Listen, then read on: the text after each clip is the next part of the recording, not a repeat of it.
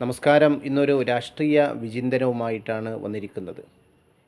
ഇന്ത്യയുടെ പ്രധാനമന്ത്രി ശ്രീമാൻ നരേന്ദ്രമോദിയുടെ കേരള സന്ദർശനം അതിൻ്റെ ചിത്രങ്ങളിലൂടെ, വൈകാരികമായ ചിത്രങ്ങളിലൂടെ രാജ്യത്ത് വൈറലായിക്കൊണ്ടിരിക്കുകയാണ്.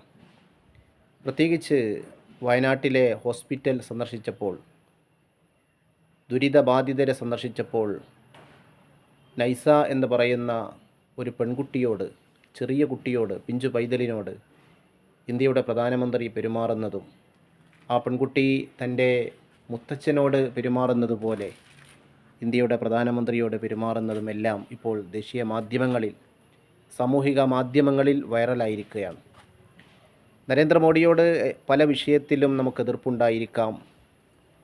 ഗുജറാത്ത് കലാപവുമായി ബന്ധപ്പെട്ടൊക്കെ പല രീതിയിലുള്ള ആക്ഷേപങ്ങൾക്ക് അദ്ദേഹം വിധേയമായിട്ടുണ്ട്. എന്നാൽ പറഞ്ഞു വരുന്നത്, ഈ ഒരു സാഹചര്യത്തിൽ എന്തെല്ലാം വിമർശനങ്ങളുണ്ടെങ്കിലും, എന്തെല്ലാം ആക്ഷേപങ്ങളുണ്ടെങ്കിലും ഇന്ത്യയുടെ ജനതയുടെ, പ്രത്യേകിച്ച് വയനാട്ടിലെ ദുരിതബാധിതരുടെ ഹൃദയത്തിലേക്ക് കയറിച്ചെല്ലാൻ ശ്രീമാൻ നരേന്ദ്രമോദിക്ക് സാധിച്ചിട്ടുണ്ട് എന്നതാണ് സത്യാവസ്ഥ.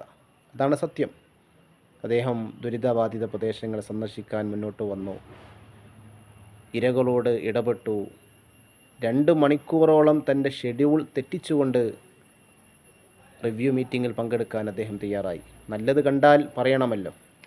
അദ്ദേഹത്തിൻ്റെ പെരുമാറ്റം, അദ്ദേഹത്തിൻ്റെ ആ ഒരു വാത്സല്യം, കുഞ്ഞുങ്ങളോടുള്ള ആ ഒരു വാത്സല്യം, അത് എതിരാളികളെപ്പോലും അസൂയപ്പെടുത്തുന്നതാണ്.